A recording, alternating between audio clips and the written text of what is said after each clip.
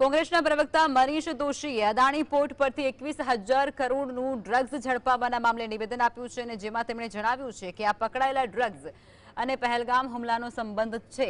ડ્રગ્સથી યુવા પેઢી બરબાદ થાય અને આવા ડ્રગ્સથી કમાયેલા રૂપિયા આતંકવાદ માટે ખર્ચ કરવામાં આવે છે।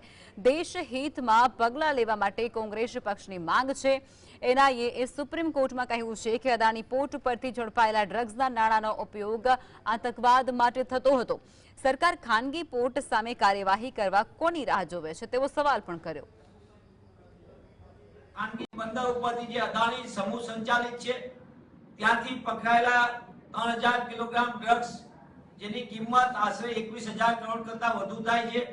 આ નાણાંનો સંબંધ આતંકવાદી હુમલા પહેલગામ ખાતેની સાથેના સંબંધમાં છે। ત્યારે સરકાર કોની રાહ જોવે છે? કેમ હજી સુધી આ ખાનગી પોર્ટ ઉપર પાકિસ્તાન અને અફઘાનિસ્તાનના આકાઓ જે દેશને બરબાદ કરવા જઈ રહ્યા છે, જે લોકો આપણને નિર્દોષ નાગરિકોને મોત આપી રહ્યા છે, ત્યારે એના માટે આ ખાનગી પોર્ટ ઉપરથી પાકિસ્તાન અને અફઘાનિસ્તાનની માલની હેરફેર કેમ રોક નથી લગાવવામાં?